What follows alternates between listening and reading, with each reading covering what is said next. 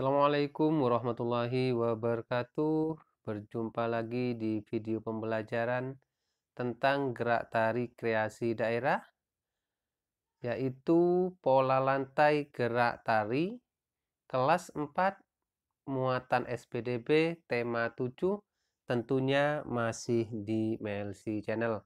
Yang baru bergabung, dukung channel ini dengan like, comment, and subscribe. Yuk kita simak selanjutnya.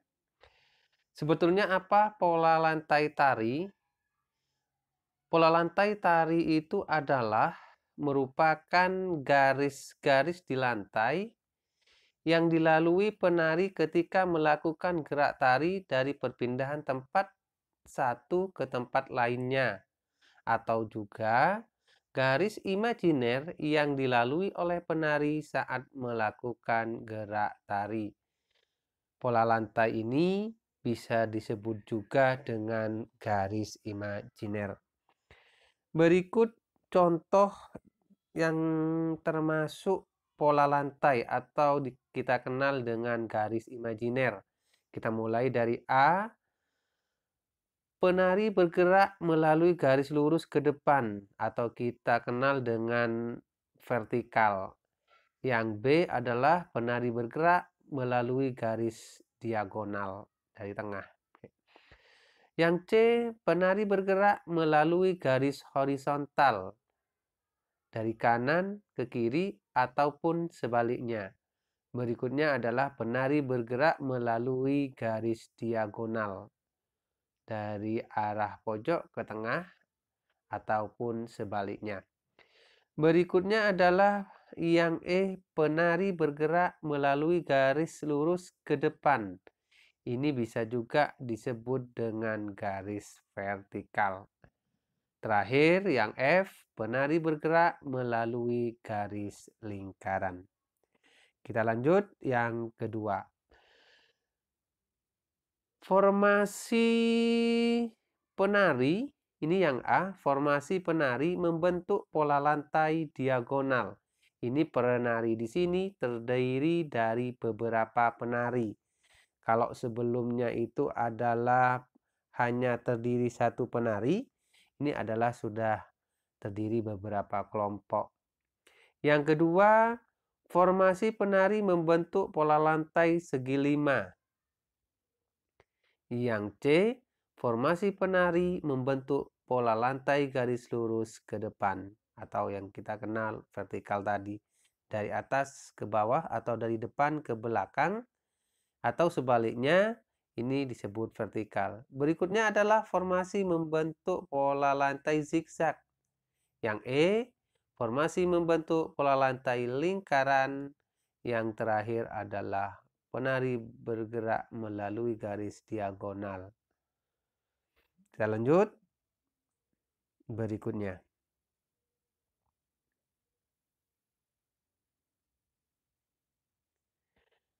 Pola lantai tari.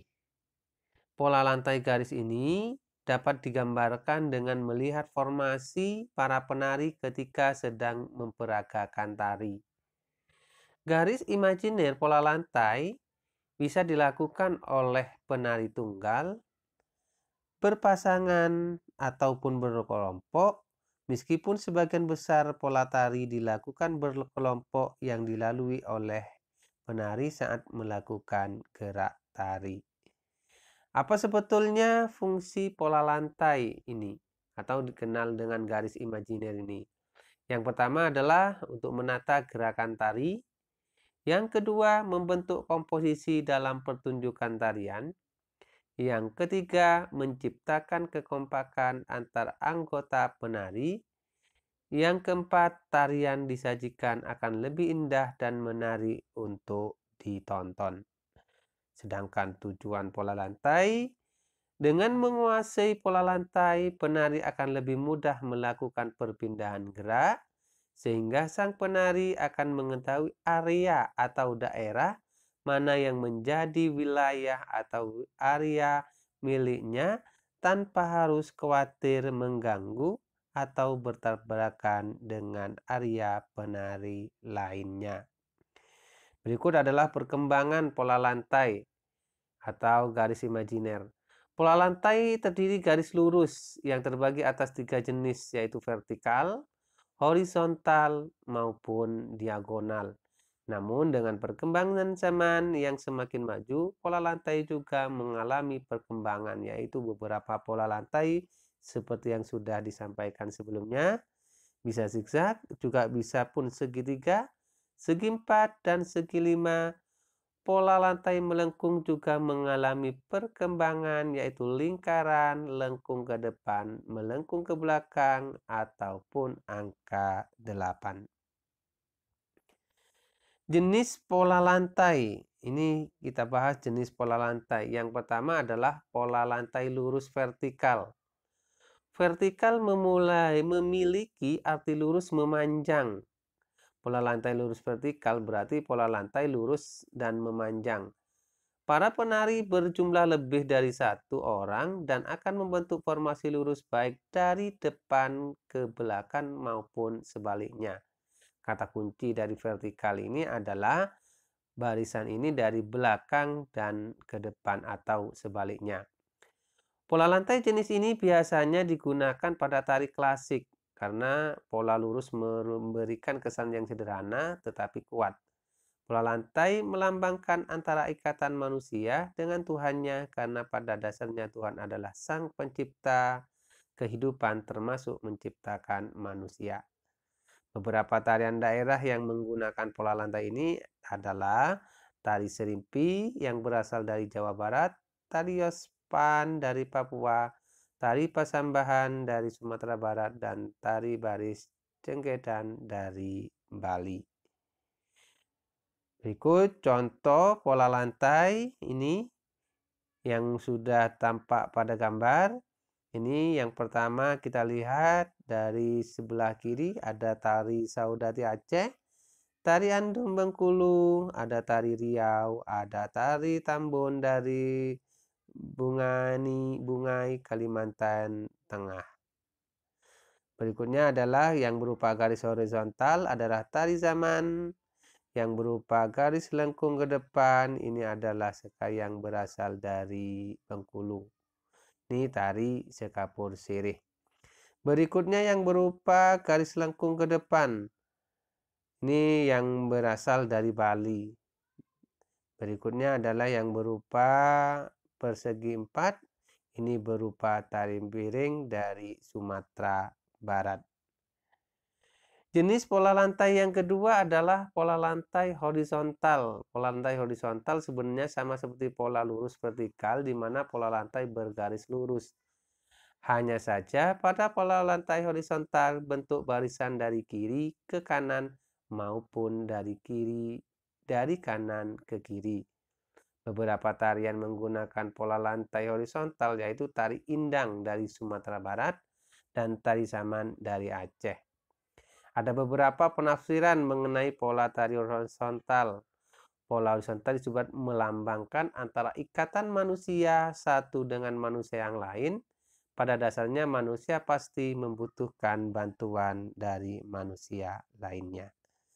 Berikutnya adalah jenis pola lantai yang ketiga, pola lantai diagonal.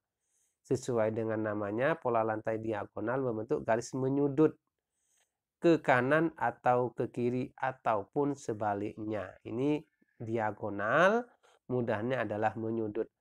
Pola lantai ini memberikan kesan yang dinamis tetapi tetap kokoh untuk para penonton atau penikmatnya.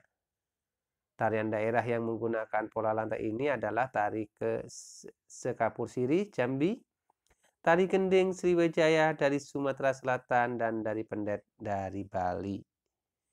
Yang keempat adalah jenis pola lantai garis melengkung. Pola garis melengkung terdiri dari 3 macam, yaitu garis lingkaran, angka 8, dan huruf U, dan lengkung ular.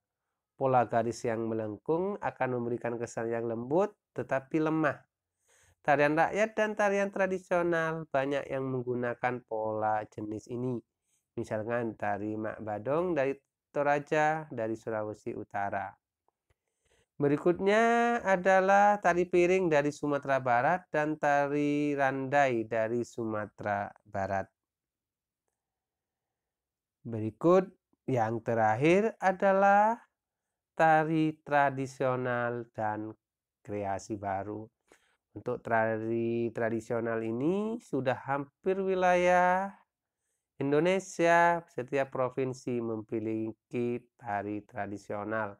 Di sini ada dua contoh. Yang pertama adalah tari remong dari Jawa Timur, ada dari topeng daerah DKI Jakarta. Ini merupakan tari-tarian tradisional yang merupakan warisan leluhur kita. Berikutnya adalah yang kedua, tari kreasi baru. Tari kreasi baru ini adalah bebas. Hanya saja tari ini adalah tetap menggunakan atau menggunakan tarian tradisional sebelumnya sehingga menjadi sebuah kreasi baru. Contohnya, tari kuntulan dari Pemalang.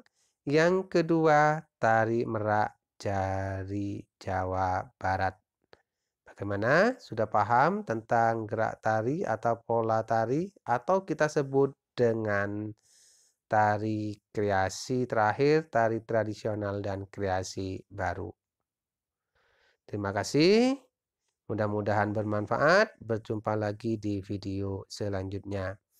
Mari, wassalamualaikum warahmatullahi wabarakatuh.